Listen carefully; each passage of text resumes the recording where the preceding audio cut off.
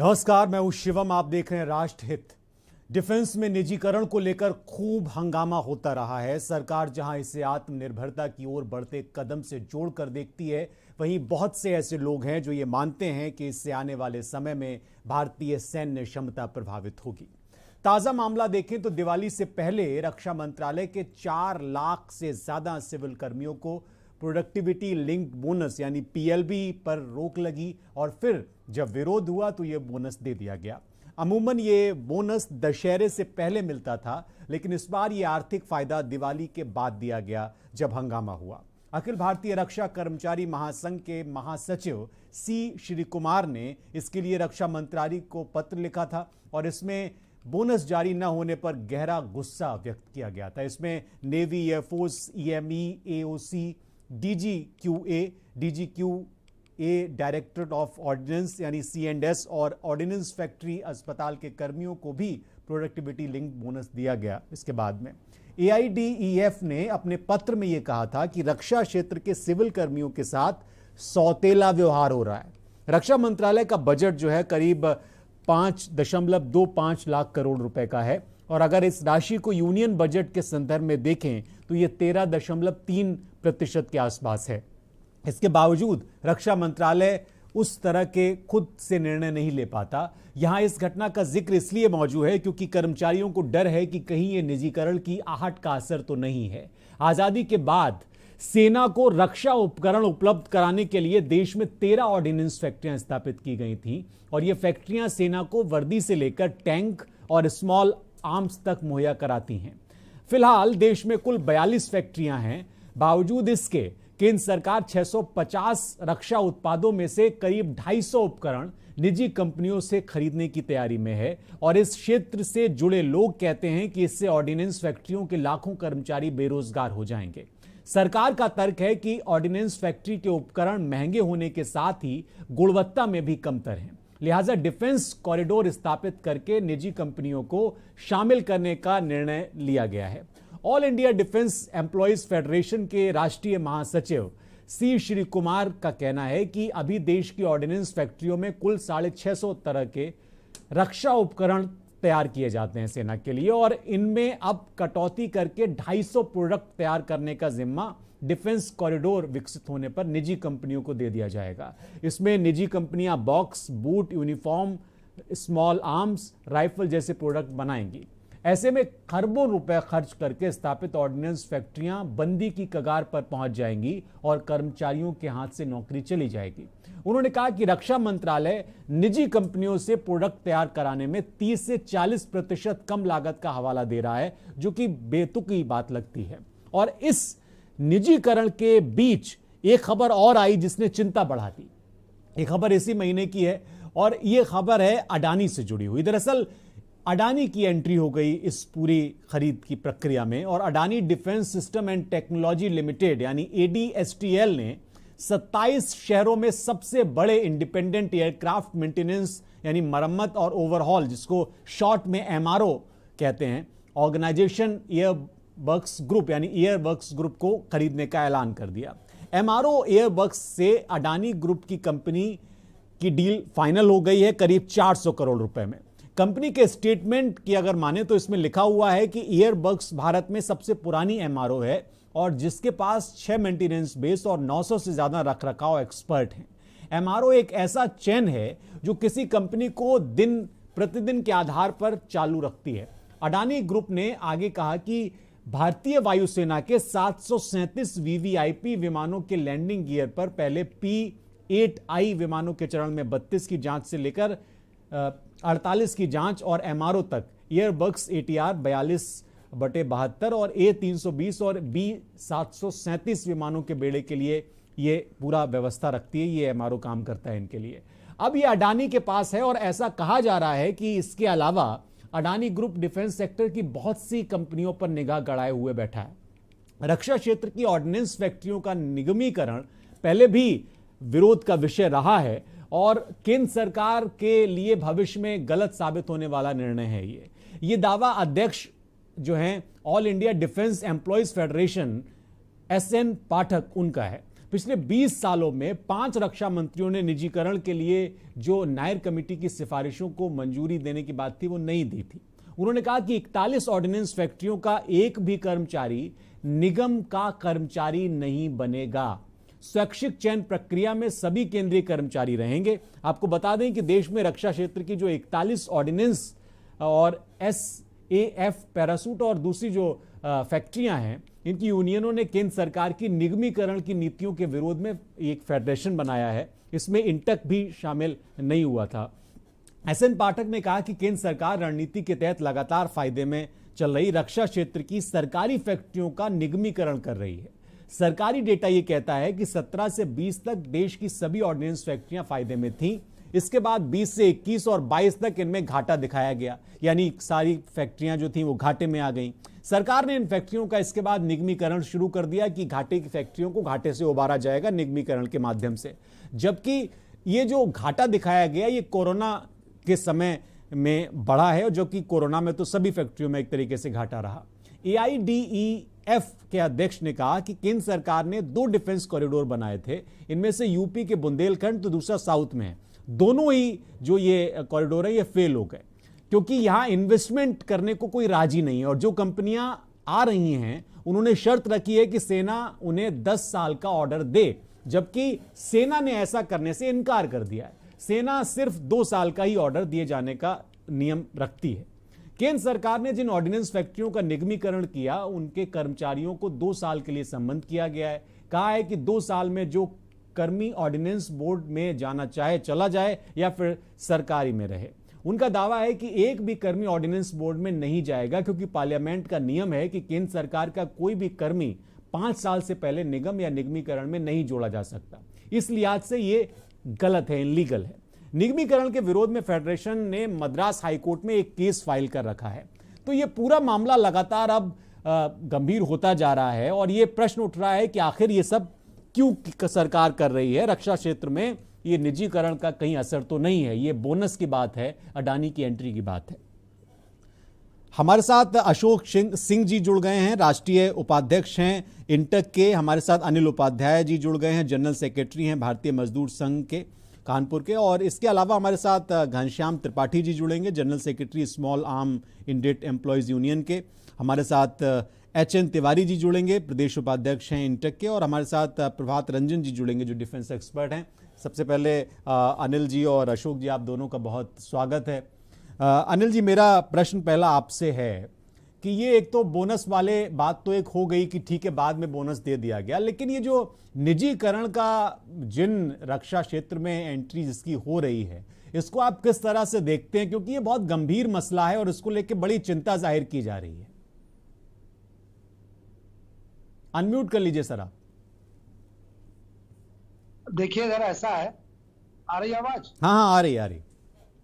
ऐसा है कि सरकार अगर रक्षा क्षेत्र में चाहती है कि हम निर्यात बढ़ाना चाहते हैं या सब करना चाहते हैं, एरो स्पेस या तमाम ऐसी जगह पर है जहां पर वो कुछ कर सकते हैं। जो लाइट गन है या मैग गन है या हमारे टैंक जो हमारी फैक्ट्रियां बनाती हैं, यहाँ पर जो डिफेंस में निजीकरण या कॉर्पोरेटाइजेशन करने की जो सरकार की पहल है, ये बिल्कुल बेतुकी है। इसको बिल्कुल एक सिरे से ट्रेड यूनियन के नाते नकारते हैं, क्योंकि आज खुद भी सरकार हमको नेचुरल डेथ की तरफ ले जा रही है। जहां पर 1.5 लाख 2 लाख कर्मचारी हुआ करता था, आज टोटल उसकी संख्या 80,000 के अंदर हो गई है। तो हम नेचुरल डेथ की तरफ जा रहे हैं। अगले 4-5 सालों के अंदर हमारी संख्या घट करके 40,000 हो जाएगी, तो हम वैसे ही मर रहे हैं। तो कॉर्पोरेटाइजेशन करके ये एक तरीके से सरकार इस उद्योग में जो बाहर के लोगों को ला करके राष्ट्र की रक्षा के प्रति खिलवाड़ करना चाहती है। इसका पूरी तरीके से ट्रेड यूनियन विरोध करता है। विरोध तो ठीक है, आप विरोध कर रहे हैं, विरोध से क्या फायदा भी हो रहा है आपको? क्योंकि मुझे लग रहा है कि सरकार की मंशा बहुत स्पष्ट है और सरकार इसको लेकर जो तर्क दे रही है उस पर वो अभी भी बरकरार है, वो उससे पीछे नहीं हट रही है। आपका ठीक है, आप कह रहे हैं आपकी चिंताएं हैं, लेकिन सरकार इससे पीछे तो नहीं हटती हुई दिख रही है। नहीं, सरकार को कोई अपनी मॉडलिटीज तो लानी चाहिए। कोई मॉडलिटीज उसने ट्रेड यूनियन के सामने रखी नहीं है। केवल ये कह रही है कि हम प्राइवेट में ले जा रहे हैं, हम कॉर्पोरेटाइजेशन करेंगे, यहाँ की जमीनों का क्या होगा, हमारे और इंस्टॉलेशन है डिफेंस रिलेटेड उनका क्या होगा। इस तरीके को कोई मॉडलिटीज तय नहीं की, कम से कम हमारे से वार्ता करके 2-4 साल लगेगा इसको अगर तय करना होगा। उसको जल्दी जल्दी में करके मुझे लगता है कि देश के साथ एक बहुत बड़ा खिलवाड़ कर रही है सरकार। अशोक सिंह जी, आप बहुत बारीकी से इस पूरी प्रक्रिया को देख रहे हैं और निजीकरण का तो हर क्षेत्र में, हर पब्लिक सेक्टर में एक असर है और सरकार अपने तर्क दे रही है, लेकिन रक्षा क्षेत्र में जब निजीकरण की बात होती है तो बहुत सारी चिंताएं जाहिर होती हैं, चिंताएं पैदा हो जाती हैं। मैं आपसे समझना चाह रहा हूं कि ये जो एक तरफ अडानी बहुत सारी चीज़ें खरीद कर रहे हैं, अभी हाल ही में उन्होंने एक 400 करोड़ की डील की, और दूसरी तरफ ये बोनस का मामला बना, इसके बाद विरोध आप तमाम तरह के हुए। अब एक ये प्रश्न उठ रहा है, सरकार कह रही है कि भाई घाटे में जो चीजें चल रही हैं, जो फैक्ट्रियां चल रही हैं, उससे उबारने के लिए हमारे पास एक ही रास्ता है कि हम निजीकरण करें। आपका क्या तर्क है इस पे? देखिए, देश में सारे ट्रेड यूनियन सेंटर्स 10 हैं जो मुख्य, बीएमएस इस समय नहीं है उसमें शामिल। 10 ट्रेड यूनियन सेंटर्स हम लोग बैठते हैं, इंटेक के राष्ट्रीय अध्यक्ष डॉक्टर जी संजय रेड्डी, उनके नेतृत्व में इंटेक के ऑफिस में, and we are all opposing this privatisation of the public sector. ठीक है ना, because the public sector is the backbone of the country. अगर बैंक नेशनलाइज नहीं होता तो क्या जीरो इन्वेस्टमेंट पे बैंक में खाता खुल सकता था? प्राइम मिनिस्टर खुलवा सकते थे? नहीं। एनी बैंक जीरो इन्वेस्टमेंट पे, बिना पैसा दिए बैंक का खाता खुल जाए, नहीं होता है। अगर नेशनलाइजेशन नहीं होता, नेशनल बैंक नहीं होता तो नहीं खुल पाता। और कोविड, ड्यूरिंग कोविड, ये डिफेंस के हो चाहे पब्लिक सेक्टर, ओएनजीसी हो चाहे बीएचईएल हो, उसने अगर काम नहीं किया होता तो मास्क भी नहीं पहुंच पाता। इस कारगिल का युद्ध हुआ, कारगिल में अगर ये डिफेंस की ऑर्डिनेंस फैक्ट्रियां नहीं होती, रात दिन हमारे वर्कर्स ने काम नहीं किया होता, सुरक्षा कर्मियों ने बिना ओवर टाइम लिए, तो कारगिल के युद्ध में शस्त्र अस्त्र वहां सीमा पे नहीं पहुंच पाते और हम बाजी हार जाते। ये समझ रहे हैं? तो जरूरत क्या है कि डिफेंस सेक्टर जो है ना, देखिए सारे public sector is the backbone of the country, चाहे वो ओएनजीसी हो, चाहे पेट्रोल हो, चाहे वो स्टील हो, चाहे बीएचईएल हो, चाहे एनटीपीसी हो, any sector in the public sector is the backbone of the country. वो खड़ा हुआ है उसी के उस पे, the pillar of the country. उसको अगर हम लोग निजी हाथों में कहीं देंगे तो इसका मतलब निजी हाथ कहाँ जाएगा पता नहीं, देश को जब जरूरत होगी मिलेगी कि नहीं मिलेगी। तो देश के हित में निजीकरण नहीं होना चाहिए, नंबर 1।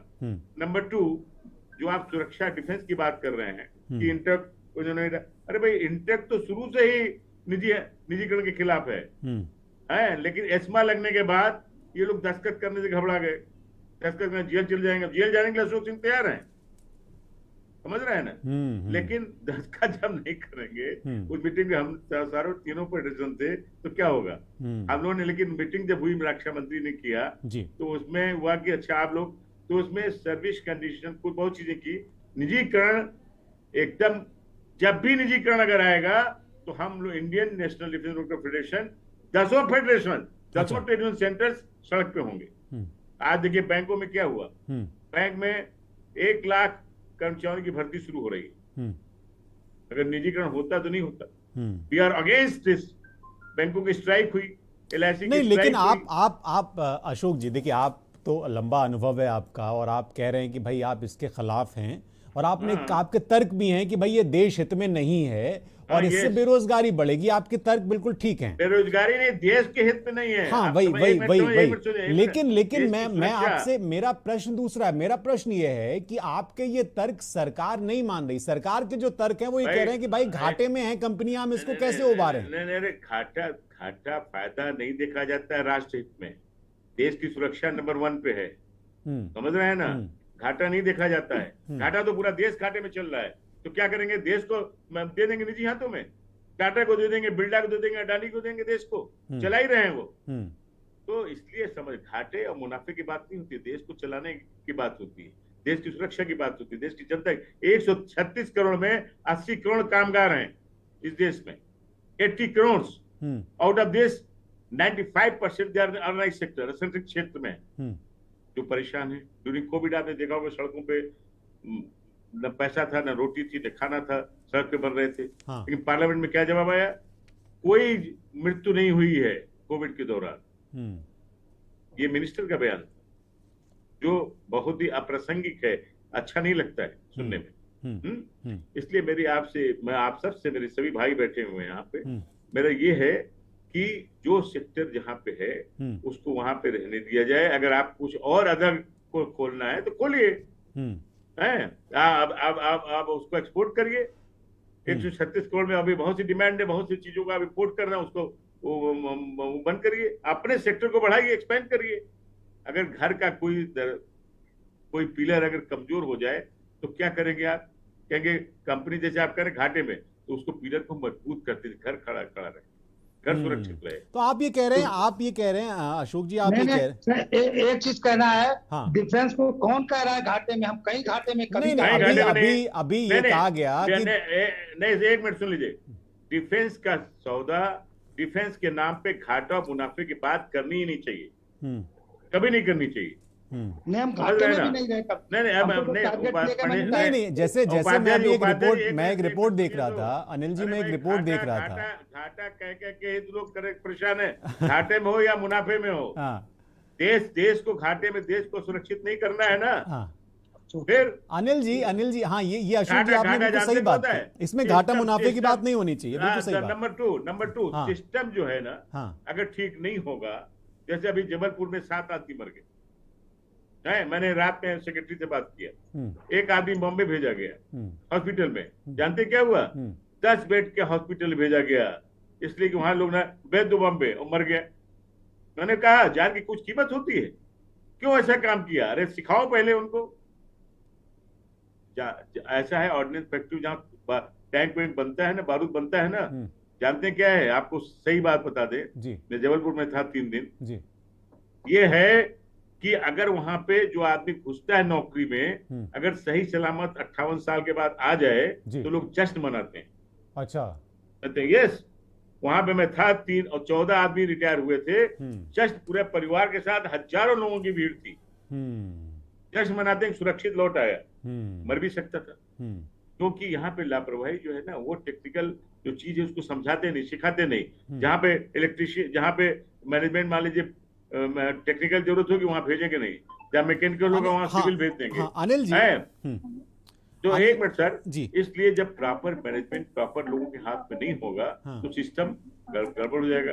जैसे आपके हाथ में टीवी चैनल है, अगर आप ठीक से उसको नहीं करेंगे तो फिर कैसे चलेगा? नहीं चलेगा ना समय पे। तो इसलिए मेरी रिक्वेस्ट ये है कि जब इतना बड़ा देश है हमारा, और इतने हमारे biggest country in the world, number 2 China के बाद है, UP one of the biggest state in the country, और 7th कंट्री है। तो जब इतनी बात है, इतनी जो हर चीजें, तो सब कुछ जब आप देखना है तो उसको कायदे से देखने में क्या दिक्कत है? आपको कुर्सी बैठाया, जनता ने वोट दिया है, विश्वास के साथ दिया है, कॉन्फिडेंस नहीं। लेकिन अशोक जी वो ये कह रहे हैं, देखिए अनिल जी, मेरा पहले फिर मैं आऊंगा अशोक जी आपके पास। अनिल जी देखिए, ये बात एकदम ठीक है, आप जो तर्क दे रहे हैं वो बात ठीक है कि इसको नफा नुकसान के हिसाब से न देखा जाए, तो देश हित और राष्ट्र हित की बात है, राष्ट्र हित में इसको देखा जाना चाहिए। लेकिन आपने जो कहा घाटे वाली बात, वो अभी जो आंकड़े आए, मैं रिपोर्ट्स पढ़ रहा था कि 2020 तक जो तमाम ऑर्डिनेंस फैक्ट्रीज थी वो मुनाफे में थी। 21-22 में उनमें सब में दिखाया गया कि उनकी बैलेंस शीट जो है वो निगेटिव होने लगी। ये रिपोर्ट्स में कहा गया, कुछ रिपोर्ट्स ऐसी आई हैं। मैं जानना चाहता हूँ ये सच्चाई है, इसमें क्या कहानी है। दूसरा ये जो अभी डिफेंस, 2 प्रश्न है मेरे, एक और प्रश्न, एक अनिल जी, एक और प्रश्न, जो डिफेंस एक्सपो और ये जो डिफेंस कॉरिडोर की बात हो रही है, इसको लेकर सरकार बहुत पॉजिटिव बातें कर रही है। सरकार कह रही है कि भाई डिफेंस एक्सपो के माध्यम से हम एक नए तरह की तकनीक ला रहे हैं, कॉरिडोर के माध्यम से हम बदल देंगे इस पूरी व्यवस्था को जो आजकल सैन्य जरूरतें हैं। इन 2 प्रश्नों पे मैं आपका उत्तर चाहता हूं। सर देखिए, पहली बात तो कि 2020 तक अगर हमारी पॉजिटिव रिपोर्ट रही है तो 21 में तो कोरोना था ना, 20-21 के और 21-22 में तो कोरोना था। कोरोना की वजह से सभी जगह डिफिशियंसी हुई, तो सारे जगह लोग गिरे हैं।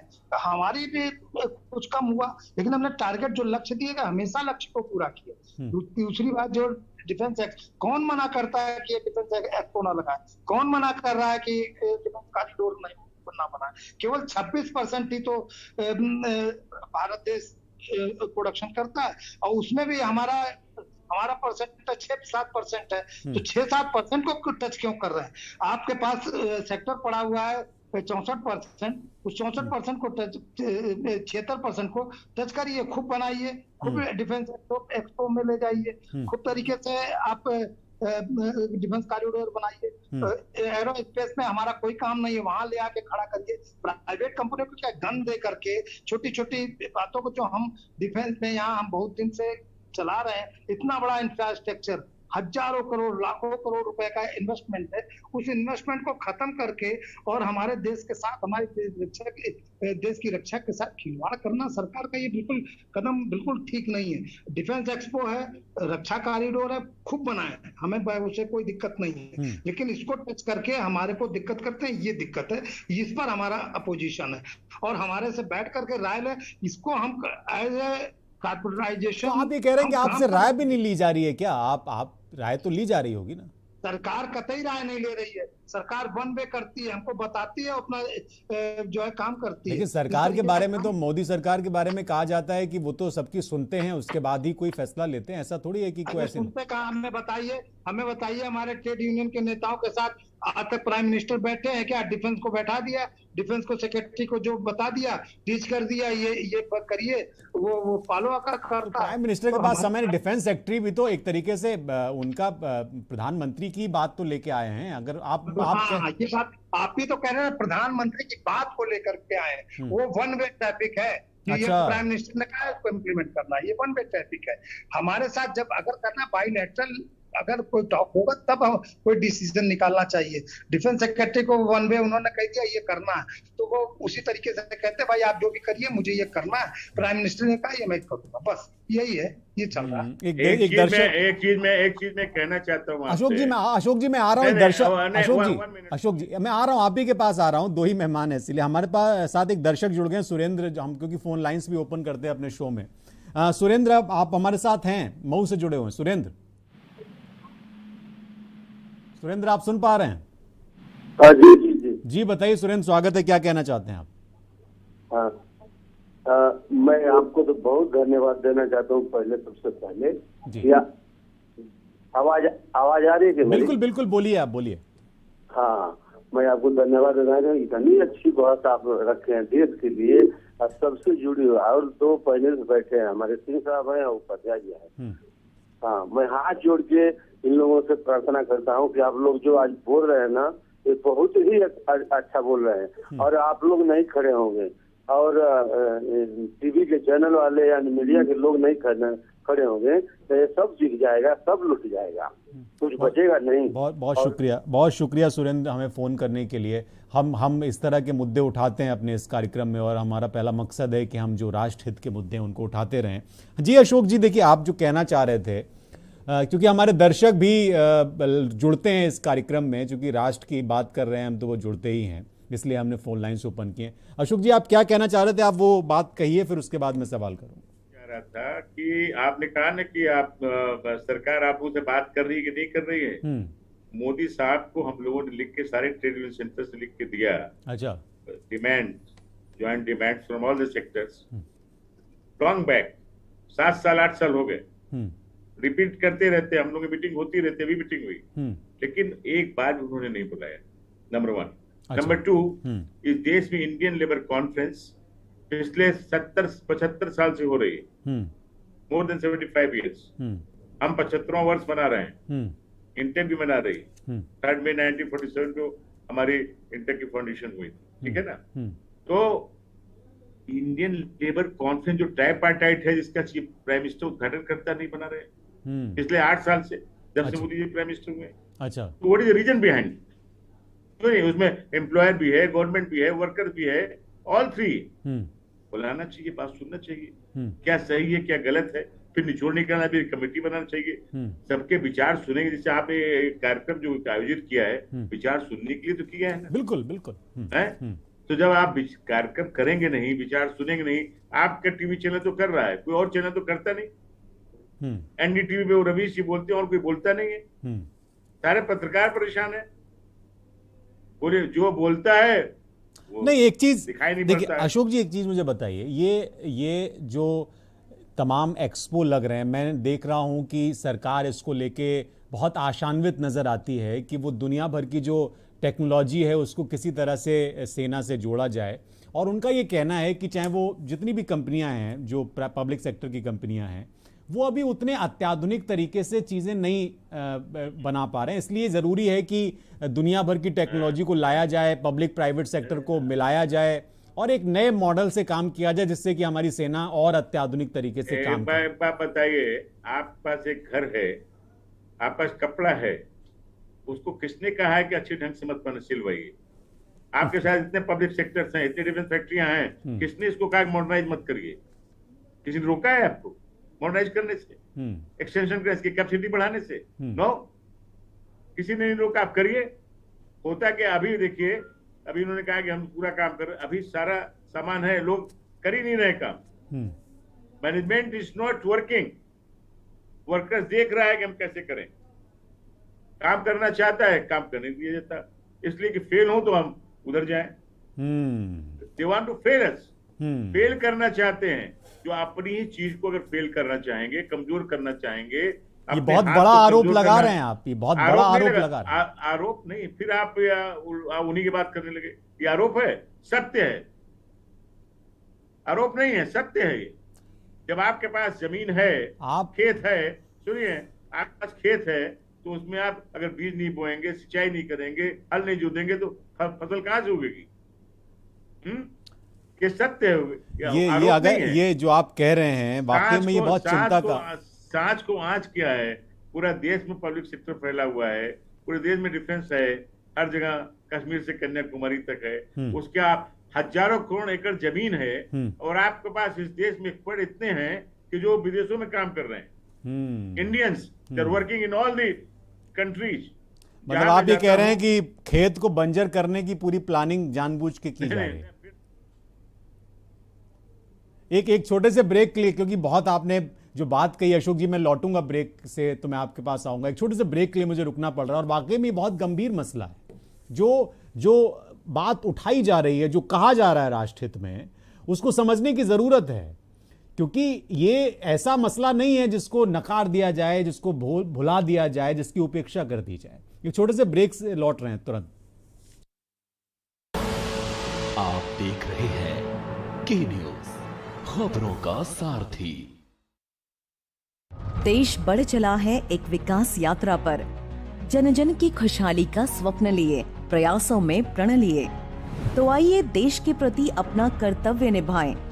सभी टैक्स डिडक्टर्स 30 सितंबर 2022 को समाप्त हो रही तिमाही के लिए 31 अक्टूबर 2022 तक अपना TDS विवरण अवश्य ई-फाइल करें और 200 रुपए प्रतिदिन की लेट फीस और 1 लाख रुपए तक के जुर्माने से भी बचें। टैन व पैन सही कोड करें। सभी टैक्स डिडक्टर्स को tdscpc.gov.in पर खुद को पंजीकरण कराना अनिवार्य है। अधिक जानकारी के लिए incometax.gov.in पर भी लॉगिन कर सकते हैं। देखें कौन नया खिलाड़ी आया है, समझा देते हैं, प्यार से समझाएंगे। ये तो अपनी जुबान है। जुबान एक हो तो दिल भी एक होने चाहिए। विमल बोलो जुबान केसरी। आज मेरे साथ उत्तर प्रदेश सरकार में उप मुख्यमंत्री ब्रजेश पाठक जी। सरकार के 6 महीने पूरे हो चुके हैं। इस 6 महीने के कार्यकाल को आप किस तौर पर देख रहे हैं? प्रदेश में डेवलपमेंट के मामले में हम नंबर 1 पर हैं। जनता का भरोसा हमारी सरकार पर बढ़ा है। इंफ्रास्ट्रक्चर की बात हुई थी, ट्रिलियन इकोनॉमी की बात हुई थी। अभी आप देखेंगे इंफ्रास्ट्रक्चर के मामले में हमारे पास सर्वाधिक एक्सप्रेस वेज वाला प्रदेश उत्तर प्रदेश है। बड़ी संख्या में एयरपोर्ट्स हैं, 17 एयरपोर्ट्स हमारे संचालित होने वाले हैं। स्वास्थ्य सेवाओं का लगातार विस्तार हुआ है।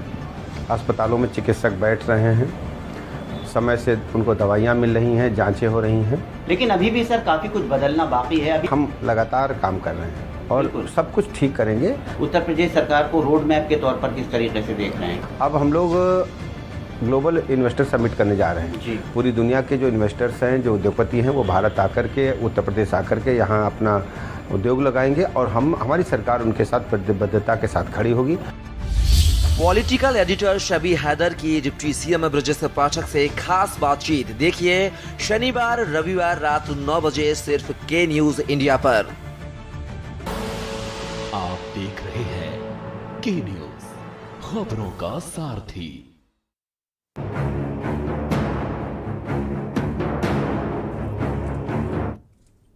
ब्रेक से हम लौट आए हैं। बात डिफेंस सेक्टर में निजीकरण की हो रही है। बात इस बात की हो रही है कि क्या वाकई में सरकार जो कर रही है वो ठीक नहीं है और इससे आने वाले समय में कई समस्याएं खड़ी हो सकती हैं। हमारे साथ खास मेहमानों का पैनल है।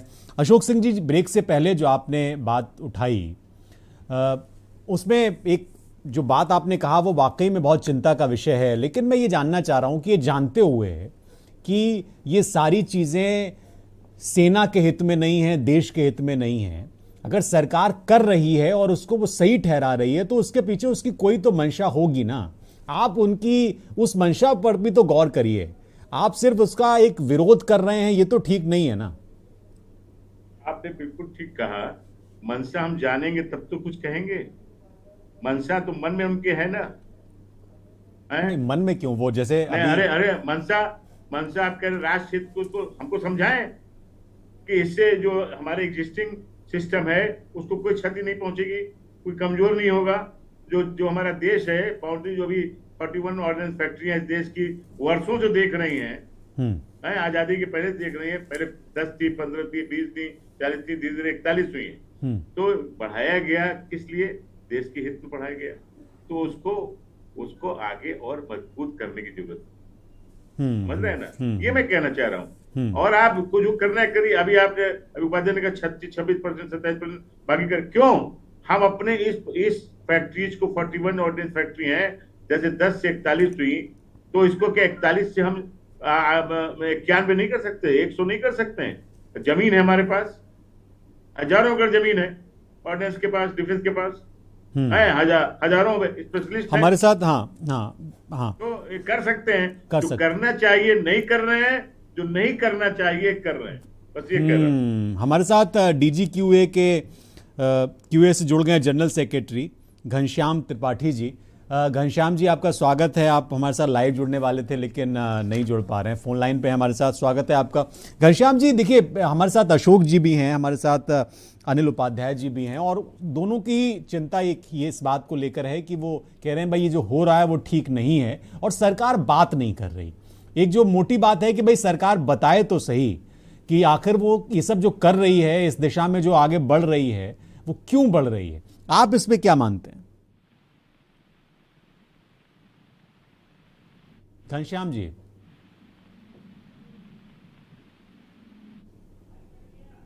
दोबारा से उनसे कनेक्ट करने की हम कोशिश करेंगे। अनिल जी, देखिए ये जो बात अशोक जी कह रहे हैं कि भाई बात नहीं कर रहे, आप भी उस ओर इशारा कर रहे हैं कि बात नहीं कर रहे ये लोग। नहीं, इशारा नहीं, मैं तो सीधे कह रहा हूँ कि नरेंद्र मोदी की तरफ से अगर इतना बड़ा डिसीजन था तो ट्रेड यूनियन के साथ बात करें ना, बैठ करके। प्राइम मिनिस्टर है, देश के निर्माता है, तो देश को चला रहे हैं, उनको हमसे बात तो करना चाहिए। और जहां तक हमारी बात है कि जैसे अशोक सिंह जी ने कहा, हमारा काम है कि 26% हम पहले सुरक्षित रखें, हम उसके आगे बढ़ेंगे, लेकिन हमारे को 26% सुरक्षित रखने के लिए तो दो। और 8 तारीख को जब हम स्ट्राइक नोटिस देना था, 26 तारीख को स्ट्राइक करना था, 4 तारीख को अध्यादेश गवर्नमेंट ला रही। गवर्नमेंट अध्यादेश लाती है, कहीं ना कहीं हमारे से भी चूक हुई है। हमको खुला चैलेंज करना चाहिए। हम लाठी खाएंगे, हम मार खाएंगे, जो भी करेंगे, लेकिन हम आपको खिलाफत करेंगे। लेकिन वहां पर कहीं ना कहीं हमसे चूक हो गई। उस चूक को स्वीकार करना होगा कि हमसे सरकार का अगर विरोध करना तो खुल के विरोध करने की जरूरत है। ऐसे विरोध करने से नहीं चलेगा, लेकिन हम इसका खुला विरोध करते हैं, चाहे जो भी स्थिति हो। उस स्थिति में रह करके, चाहे रक्षा मंत्री हो, चाहे प्रधानमंत्री हो, बैठ करके बात करें। हमारे इसको 26% जो हमारा बनाता है, और ऑर्डिनेंस फैक्ट्री को सुरक्षित रखें, DGQO को सुरक्षित रखें, CQO को सुरक्षित रखें। सारे जो हमारे के कंपोनेंट्स हैं डिफेंस के, सारे लोगों को सुरक्षित रखने की सरकार। गलती हमसे देखिए, सरकार के द्वारा गलती 1991 में हुई थी। उस समय भारतीय मजदूर संघ ने खुला विरोध किया था कि ग्लोबलाइजेशन के नाम पर जो होने वाला है वो आगे यही होगा, तो उसका परिणाम है ये। उसके पर उस समय हमने भारतीय मजदूर संघ ने उस समय भी विरोध किया था, आज भी विरोध कर रहा है वो। लेकिन ये उस समय की जो सरकार थी वो भी नहीं मानी ग्लोबलाइजेशन को, और ये भी नहीं मान रहे हैं, सरकार ने भी नहीं माना। एक बार फिर से हमारे साथ घनश्याम त्रिपाठी जी जुड़ गए। घनश्याम जी, आप हैं फोन लाइन पे? जी स्वागत है आपका घनश्याम जी। ये बहुत गंभीर बहस है और मैं चाहता हूं कि इसमें कोई हम किसी समाधान तक पहुंचे, हालांकि इस करना सरकार को ही है। लेकिन एक चीज मैं आपसे जानना चाह रहा हूं कि ये जो पूरी बहस है, इसमें एक चीज तो स्पष्ट है कि सरकार और जो पूरी तमाम सेक्टर है, पूरा डिफेंस सेक्टर में काम करने वाले लोग हैं, संगठन हैं, उनके बीच तारतम्य नहीं है, बातचीत नहीं है, एक कम्युनिकेशन गैप है। ये हमने कई मोर्चों पे देखा है। लेकिन अब जो आज की स्थिति है वो तो और ज्यादा चिंताजनक हो गई है। यहाँ पे तो ये तक कह दिया जा रहा है कि भाई आप पहले ही बर्बाद कर रहे हैं उन फैक्ट्रियों को, और फिर आप कह रहे हैं कि बर्बाद फैक्ट्रियों को निजी हाथों में देना पड़ेगा क्योंकि इनको आबाद करना है। जी सर। तो आप इस पे क्या कह रहे हैं? जो आप सवाल कर रहे हैं सर, इसका उत्तर इसी में छिपा हुआ है। सरकार डिफेंस प्रोडक्शन सेक्टर को BSNL की तरह जी पहले खत्म करेगी, जब वो सेक्टर चरमरा जाएगा तो उसको निजी हाथों में देगी, ऐसा हमारा Indian national defence worker federation का मानना है। अच्छा। और Indian national defence worker federation ने रक्षा मंत्री से लेकर प्रधानमंत्री तक कई बार पत्र लिखे कि जो आपने कारपोराइजेशन किया है, इस कारपोराइजेशन का कोई मतलब इसलिए नहीं है कि अगर डिफेंस प्रोडक्शन हमारा निजी हाथों में चला जाता है तो देश की सुरक्षा के लिए खतरा भी बन सकता है। अच्छा। आप देखते हैं सर कि कई बार आतंकवादियों के पास वो अम्युनिशन और वो वेपन्स निकलते हैं जो देश में कहीं न कहीं निर्मित होते हैं, और वो तो निकलते हैं चोरी की वजह से। लेकिन जब प्राइवेट सेक्टर यहाँ होगा जो कि केवल प्रॉफिट के लिए काम करते हैं, और प्रॉफिट के लिए जब काम करते हैं तो उनको जो अच्छे पैसे देगा उसको वो अपना सामान बेचेंगे, तो इससे हमारे देश के लिए सुरक्षा को खतरा भी है। रही बात, लेकिन आप अगर इस चीज को समझ रहे हैं, देखिए मुझे ये समझ नहीं आ रहा कि आप जब सब लोग एक ही सुर में इस बात को कह रहे हैं, श्याम जी आपने कहा कि भाई ये एक तरीके से इसलिए भी ये नहीं है कि सुरक्षा को खतरा, तो ये छोटी सी बात ही थी, इसमें तो कोई भी समझ सकता है जो भी थोड़ा बहुत समझदार है। ये सरकार क्यों नहीं समझ रही? सरकार क्यों कह रही है कि अगर अंबानी जी आ जाएंगे, अडानी जी आ जाएंगे, या कोई और आ जाएगा प्राइवेट सेक्टर का, या कोई विदेशी कंपनी आ जाएगी तो वो ज्यादा बेहतर काम कर लेगी? मैं यही तो समझना चाह रहा हूँ। शिवम जी एक मिनट सुनिए, घनश्याम जी एक मिनट, सॉरी। देखिए, जब पहली मीटिंग डिफेंस मिनिस्टर ने बुलाई तीनों फेडरेशन की, तो उसको उन्होंने कह दिया था कि दो चीजें मेरे हाथ में नहीं। अच्छा, सुन लीजिए ध्यान से। बिल्कुल। रक्षा मंत्री ने कहा है मंत्रालय में तीनों डिफेंस फेडरेशन के सामने कि दो चीजें जो चार डिमांड की है आपने, दो चीजें मेरे हाथ में नहीं है। एक तो एस्मा हम नहीं हटा सकते, ऊपर से आया है। तीसरे कॉर्पोरेशन ये ऊपर से आया है। अच्छा। हम इसको हटा नहीं सकते। दो चीजें ऊपर से आई हैं। It is not from our side. मतलब ये डिफेंस मिनिस्ट्री की तरफ से नहीं है? नहीं, डिफेंस मिनिस्टर ने कहा कि ये ऊपर से आई ऊपर से आया है। ये ऊपर कौन है फिर? ऊपर प्राइम मिनिस्टर है, मोदी साहब और कौन है? हाँ, ये उपाध्याय जी आप सही कह रहे हैं।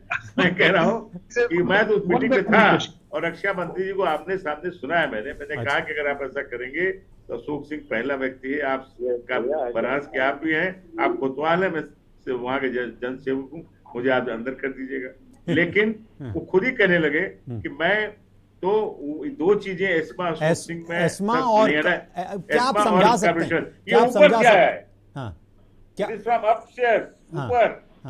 ऊपर कौन है जानते हैं आप? कौन है? नहीं, अशोक क्या मोदी? एक मिनट सुनिए, मोदी साहब ने आज तक ILC ने लिया? कोई प्रेस कॉन्फ्रेंस की मोदी साहब ने? प्रेस वन से बात किया?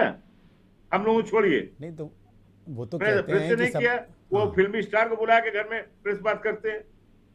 नहीं, लेकिन फिल्मी स्टार से प्रेस की बात करते हैं। तो फिर घनश्याम जी, घनश्याम समझदार है कि सारे पत्रकार बंधु, अरे हमको देखा है मैंने, आप बड़े पार्लियामेंट में बनी हुई है, अच्छी खासी चल रही थी, उसको तोड़ो, नया बनाओ। घनश्याम जी वो अलग डिबेट कर रहे हैं। अलग नहीं है। अरे आपको Ghanshyam ji, we are questioning and answering on defence.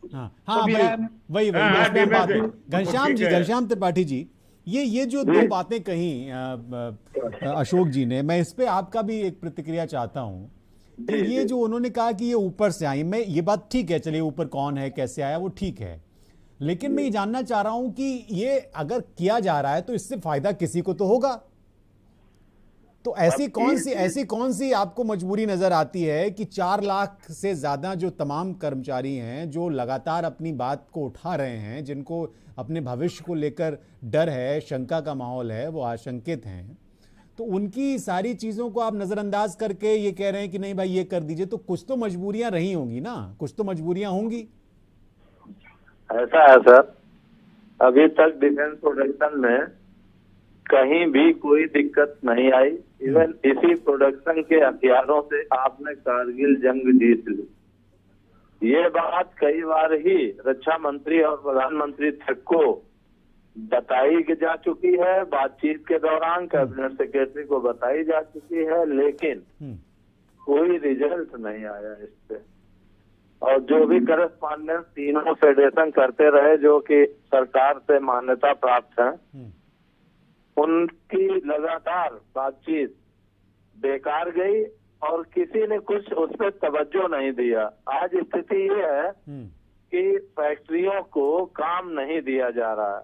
अच्छा, जरूरत के आधार पे जब काम नहीं मिलेगा तो ये निश्चित बात है कि आने वाले समय में जब प्रोडक्शन नहीं किया जाएगा तो घाटा दिखलाया जाएगा। अच्छा, और इस नीति का ही विरोध चल रहा है, क्योंकि घाटा दिखाया जाता है, उसके बाद फिर कहते हैं कि सरकार 1-2 साल आपको कुछ न कुछ सहयोग करेगी, लेकिन इसके बाद वही स्थिति बनेगी जो आप भी समझ रहे हैं और सारे लोग समझ रहे हैं। सरकार क्यों प्राइवेटाइजेशन के लिए तैयार है, ये बात समझ में नहीं आई अभी तक कि क्यों प्राइवेटाइजेशन के लिए इतना ज्यादा। ये बात सही है जिस ओर घनश्याम त्रिपाठी जी इशारा कर रहे हैं कि भाई काम ही नहीं मिल रहा है, काम ही कम कर दिया गया है, तो जब काम ही नहीं होगा तो फिर तो दिक्कत होगी। सब फैक्ट्रियों की यही हालत है।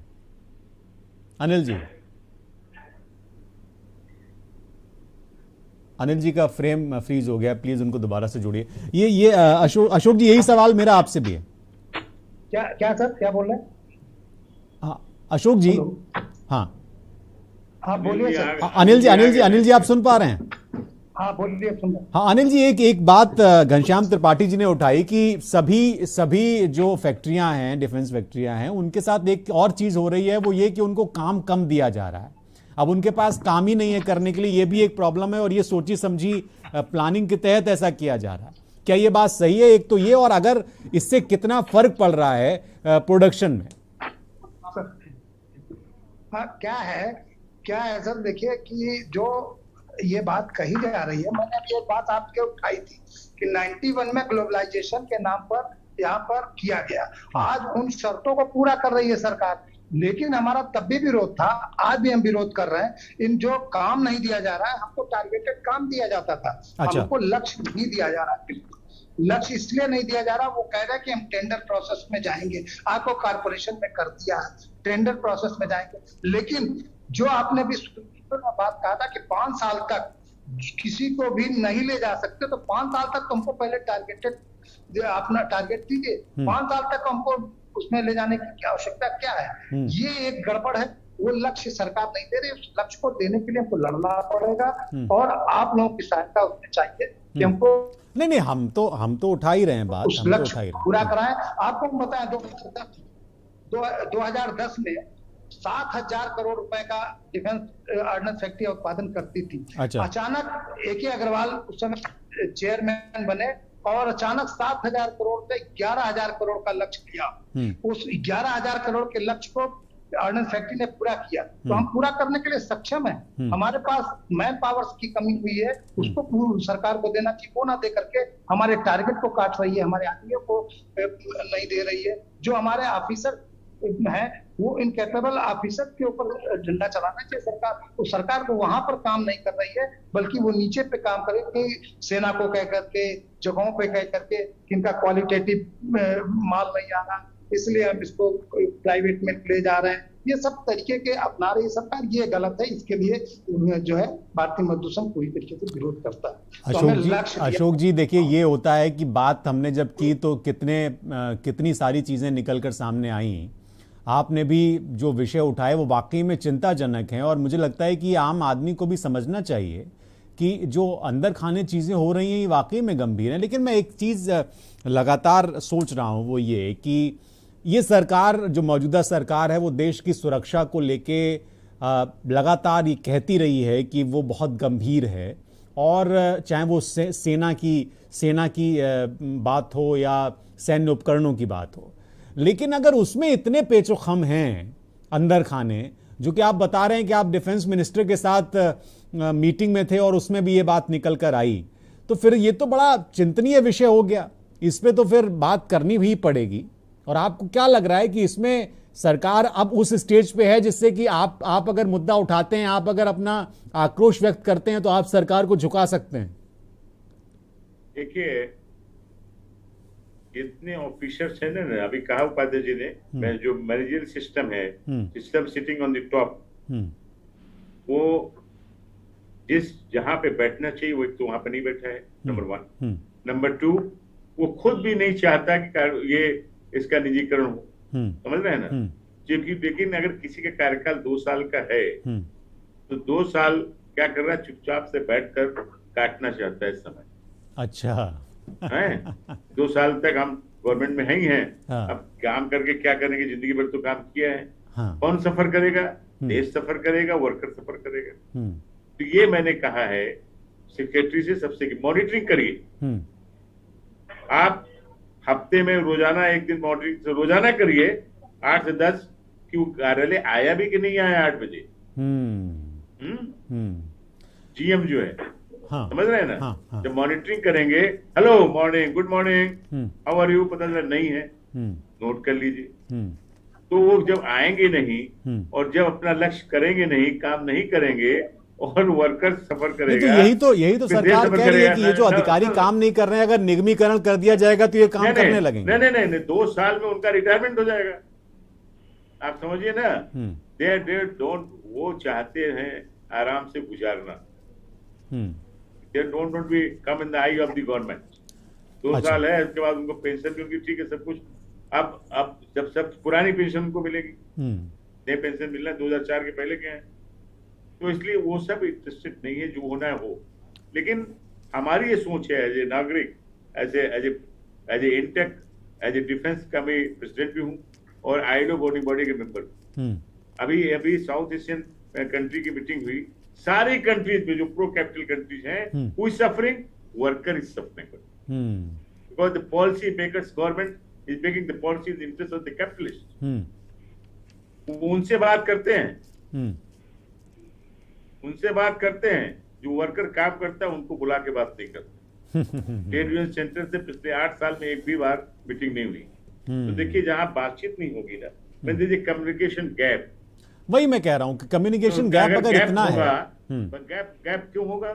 हम आपसे बात क्यों नहीं करना चाहेंगे? क्योंकि हम अपने आप में हम सही नहीं हैं, खोट है। आपसे क्या बात करें, खोट है नीयत में। हमारे दिमाग में कुछ है, नीयत में खोट है। सोच रहे हैं, आप राष्ट्रहित की बात सोच रहे हैं, आप कह रहे हैं इसको नहीं करना है, हम उसको करना चाह रहे हैं। घनश्याम त्रिपाठी जी, ये जो लक्ष्य अनिल उपाध्याय जी ने कहा कि टारगेट ही नहीं दिया जा रहा है कंपनियों को, लेकिन मैं ये देख रहा हूं कि पिछले 4-5 सालों से तमाम जो डिफेंस कॉरिडोर पे हमने पहले प्रश्न भी किया, क्या इसका आप क्या देखते हैं? डिफेंस कॉरिडोर जो बनाए जा रहे हैं उसको लेके बहुत सारी सपने दिखाए जा रहे हैं। मैं सपने शब्द इसलिए इस्तेमाल कर रहा हूं क्योंकि अभी हुआ नहीं है। उसको आप किस तरह से देखते हैं? क्या उससे लाभ है और किस तरह का लाभ है? मतलब है प्राइवेटाइजेशन को जगह देना, अच्छा। और डिफेंस कॉरिडोर इन्होंने टारगेट किया 2024 तक, और 2 साल प्राइवेट हम लोगों के यहाँ जो कॉर्पोराइजेशन आज फैक्ट्रियों का हुआ उसमें इन्होंने रिवेट की 2 साल। ये कहा कि 2 साल तक मैं देख रहा हूँ, अगर घाटा नहीं होता है तो आगे भी विचार करेंगे। 2 साल तक सरकारी तंत्र के तहत ये आयुध निर्माणियां चलती रहेंगी। अब आप देखिए सरकार के अंडर में आयुध निर्माणियां 2 ही साल तक चलेंगी, और 2 साल के अंदर इन्होंने कॉरिडोर, डिफेंस कॉरिडोर तैयार करके और जमीनें ऐलान कर दी प्राइवेटाइजेशन करने के लिए। वो जमीनें इन्होंने पूंजीपतियों को देने के लिए पूरी तैयारी कर ली है। इवन चंडीगढ़ में एक दे भी दिया है लाइसेंस जो रिवाल्वर का निर्माण कर रहा है। अच्छा। और इन्होंने कई कंपनियों को लाइसेंस दे दिए। अब ये आप देख लीजिए कि लाइसेंस देने का मतलब है कि डिफेंस प्रोडक्शन की खुली छूट, और डिफेंस प्रोडक्शन में हथियार भी आते हैं, अम्यूनिशन भी आता है, और ये सारी चीजें जब प्राइवेट के लोग बनाएंगे तो वो अपने प्रॉफिट की बात देखते हैं केवल, ना तो वो उतनी अच्छी क्वालिटी देंगे, ना उतना अच्छा वो हम लोगों के लिए सिक्योरिटी देने के लिए उसका माहौल बनाएंगे। हाँ। कहने का मतलब यही है कि कुल मिला के ये प्राइवेटाइजेशन ऑर्डिनेंस फैक्ट्रियों का इस देश के लिए बहुत ही खतरनाक स्थिति होगी, जो कि सरकार करना नहीं चाहती। ये समझ में अभी तक किसी को नहीं आया कि आखिर सरकार ने इतना बड़ा निर्णय इतनी जल्दी क्यों ले लिया। ये क्यों नहीं सोचा कि यहाँ पे काम करने वालों का अगला भविष्य क्या होगा। बिल्कुल बिल्कुल, बहुत शुक्रिया घनश्याम त्रिपाठी जी हमारे साथ जुड़ने के लिए। बहुत शुक्रिया, आपने समय दिया। आप लाइव नहीं जुड़ पाए लेकिन आप फोन लाइन से रहे हमारे साथ। अनिल जी एक चीज़ बताइए कि दोनों से ही सवाल है, मैं क्योंकि आखिरी सेगमेंट मुझे ख़त्म करना है। डिफेंस कॉरिडोर को लेके, डिफेंस एक्सपो को लेके बहुत सारा एक सकारात्मक माहौल बनाया जाता है, लेकिन अब जब आप लोगों से बात की तो हम समझ पा रहे हैं कि ये इसमें खुश होने वाली ऐसी कोई बात है नहीं वैसे, अगर इतना कुछ हो रहा है। अनिल जी, आप इसको किस तरह से देख रहे हैं, क्योंकि क्या ये सिर्फ एक भ्रम की स्थिति पैदा कर रहे हैं क्या ये लोग? हाँ, एक भ्रम की स्थिति तो है ही, लेकिन मेरा डिफेंस एक्सपो से, डिफेंस कॉरिडोर से कोई हमें दिक्कत नहीं है। लेकिन जो हमारी स्ट्रेंथनिंग डिफेंस को देनी चाहिए, जो हमारे चल रहे इंस्टॉलेशंस हैं उनको कमजोर करने की जो मुहिम है, ये ठीक नहीं है। हम प्रोग्रेस करना चाहते हैं, प्रोग्रेस करेंगे, ठीक है, अच्छी बात है ना। लेकिन हम जो है डिफेंस कॉरिडोर के नाम पर या एक्सपो के नाम पर हम बने हुए इंस्टॉलेशन को बर्बाद करें, अपने कर्मचारियों को बर्बाद करें, वो खराब है। वो उसके लिए उसका मेरा घोर विरोध है। और कहीं ना कहीं देखिए, सरकार कोई भी, मैंने अभी बात कही 91 में ग्लोबलाइजेशन का विरोध हुआ था, 1969 में बीटी कॉटन का विरोध हुआ, बीटी कॉटन को गवर्नमेंट ने किया, इसमें ये किया, अभी दलहन का चल रहा है। हमें जो जहां पर वो होनी चाहिए वहां पर गवर्नमेंट ध्यान नहीं देती, अपना काम कर ही जाती है, चाहे वो कांग्रेस हो, चाहे सपा हो, बसपा हो, कोई भी सरकार अपना काम करती है। लेकिन कहीं ना कहीं हमसे भी चूक हो रही है। उस चूक में हमारा साथ आप दीजिए, हम इसको पूरी तरीके से, चाहे कोई सरकार हो, अगर जो है लोगों को लगता है कि भारतीय मजदूर संघ भारतीय जनता पार्टी का वो, तो भारतीय मजदूर संघ कतई इसके बिल्कुल खिलाफ है और उसका पूरी तरीके से पुरजोर विरोध करता है। और डिफेंस का मैं स्वागत करता हूँ विकास के नाम पर, लेकिन अपने बने हुए स्टैंडर्ड को बर्बाद करना ये सरकार का बहुत आत्मघाती कदम है। ये बहुत दिन तक इनको देशद्रोह के रूप में याद किया जाएगा। ये मैं देशद्रोह बड़ा शब्द इस्तेमाल कर रहे हैं आप, अशोक जी। देखिए, बनाए हुए हमारे लाखों करोड़ जमीन है, करोड़ों एकड़ हमारी जो है तमाम डिफेंस में लगा हुआ पैसा है, हमारे कर्मचारी हैं, देश राष्ट्र का। बिल्कुल सही बात है, बिल्कुल सही बात है। अशोक जी, मुझे खत्म करना है, आखिरी आपके कमेंट्स है अशोक जी। बोलिए। ये अनिल जी ने तो कह दिया ये देशद्रोह है। अब मुझे समझ नहीं आ रहा है कि मैं इस पे क्या प्रतिक्रिया दूं, क्योंकि ये स्थिति जो है, अभी मैं आप लोगों से बात कर रहा हूं तो मैं समझ पा रहा हूं कि आप चूंकि अनिल जी देखिए बीएमएस के महामंत्री हैं, जब उन्होंने कहा देशद्रोह है तो उनको उनके प्रधानमंत्री मोदी साहब को समझना चाहिए कि हमारे अपने ही कह रहे हैं देशद्रोह है, तो अगर इस पे भी उनकी आंखें नहीं खुली तो कैसे होगा? नंबर 1। नंबर 2, जो आप कह रहे हैं ना, देखिए ये सब चीजें ने कौन कह रहा है? ये कह रहे हैं कि हमको एक्सपो बढ़ाएं। अरे भाई, अपना जो है मोर देन 50,000 एकड़ लैंड जो है डिफेंस सेक्टर के पास है, सरकार के पास है। हम उसमें कुछ भी कर सकते हैं, एक्सपेंड कर सकते हैं, डेवलप कर सकते हैं, नई टेक्नोलॉजी ला सकते हैं, उसका कुछ भी कर सकते हैं, कोई रोका नहीं है। लाइसेंस भी है, उस और ध्यान नहीं दिया जा रहा है और ये दूसरी तरह की चीजें हैं जो हो रही हैं। बहुत बहुत शुक्रिया आप दोनों लोगों का, अशोक सिंह जी, अनिल उपाध्याय जी। माफी के साथ मेरे पास समय की कमी है। ये बहुत महत्वपूर्ण बात है जो आज मुझे नहीं पता था इसके अंदर ये सब चीजें भी चल रही हैं। तो राष्ट्र हित में ये मुद्दा तो उठना ही चाहिए था, लेकिन नहीं उठा रहे हैं लोग। खैर, एक चीज तो है जो भारतीय मजदूर संघ की ओर से निकल के आई कि ये जो हो रहा है ये देशद्रोह से कम नहीं है, कि आप खोखला कर रहे हैं अपने संसाधनों को जो इतने सालों की मेहनत मशक्कत के बाद, पूंजी के बाद बनाए गए, आप उनको खोखला कर रहे हैं और आप दूसरे कुकुरमुत्तों को जमने का मौका दे रहे हैं और वो फिर देश को खोखला करेंगे। तो देश की सुरक्षा कुकुरमुत्तों के हाथ में तो नहीं दी जानी चाहिए, ये तो एक आम आदमी भी समझता है।